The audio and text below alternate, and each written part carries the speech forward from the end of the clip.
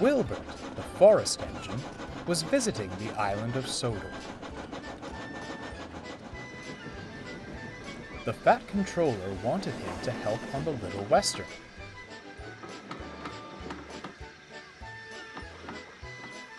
Duck and Oliver were most thankful. "I've never seen the trucks so well behaved," smiled Duck. "Keep up the good work." One morning, Wilbert was arranging trucks to take to the chute. He noticed one sat near the back of the sidings. It looked shabby and timid. "Hello," called Wilbert. "What are you doing back there?" The truck eyed Wilbert silently. "Would you like to come out with me? I have a train to take soon." "No," shuddered the truck. "I'm fine. Don't bother with me. Be off with you." Wilbert puffed away in bewilderment. "Were you talking to old Scruffy earlier?" asked Oliver that night.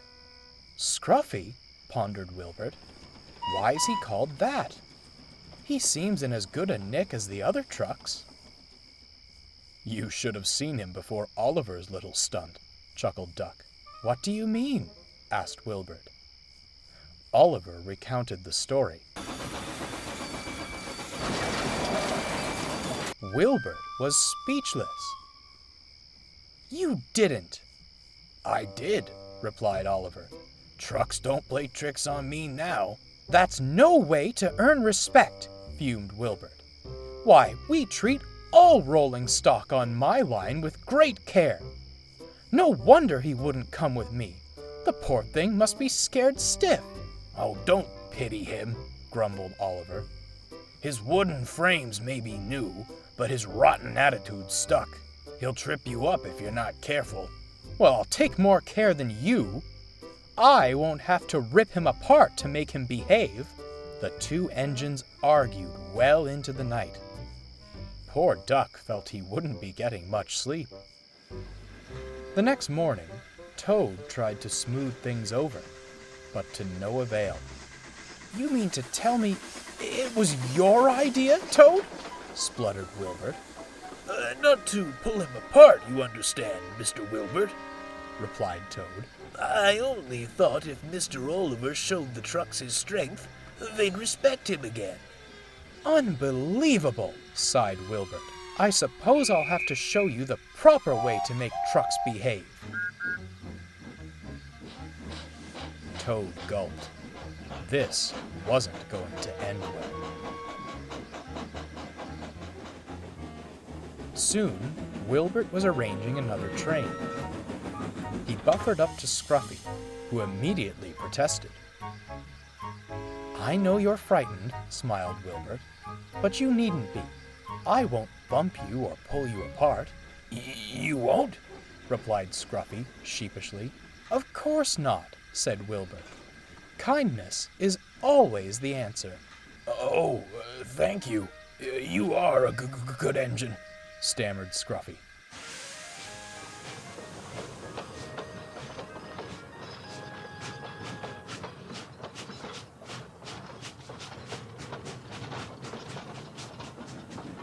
Wilbert pushed Scruffy to the back of the train.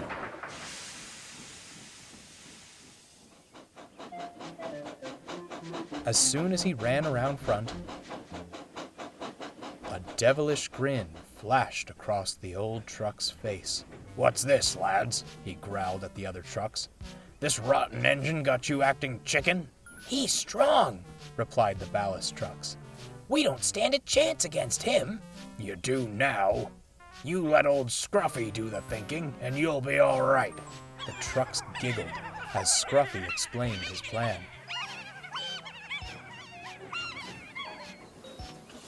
Wilbert was unaware and set off smoothly when the signal dropped.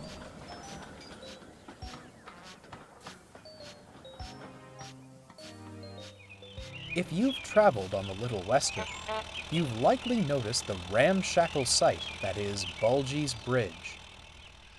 After its namesake incident, it was haphazardly repaired, but the cracks were showing again. As Duck took his morning train over it, he felt a bump in the track. Oh, must tell the Fat Controller about that, he yawned. Unfortunately, Duck was so sleep-deprived from the previous night, he forgot to mention it.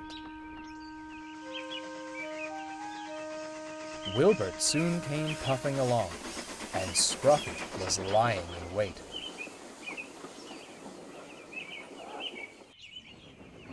Just before the bridge, it happened. "Now!" cried Scruffy. The trucks bumped Wilbert hard. There was a snap. Scruffy's coupling came loose, and he and the brake van began slowing down. At the bump in the bridge, he bounced, lurched, and stopped, his front wheels off the rails. He was tilting down the embankment and very frightened. "Ooh! Help!" he cried. Wilbert was too focused on the other trucks to notice. "Come along, do behave. Come along, do behave," he sang.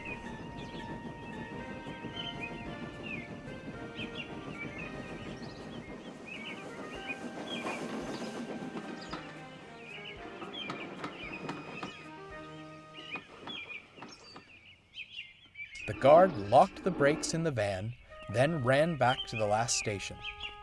Scruffy was alone and regretting his plan. When Wilbert reached the big station, he was in for a surprise. "Where's your brake van?" demanded the station master. "We had one when we left," Wilbert replied, astonished. He looked at the trucks. "Do you lot have anything to do with this?" Don't look at us. It was Scruffy's idea, they shrieked. "Oh dear," sighed Wilbert. Scruffy grew more frightened as time passed. Suddenly, he saw Wilbert and the crane backing towards him.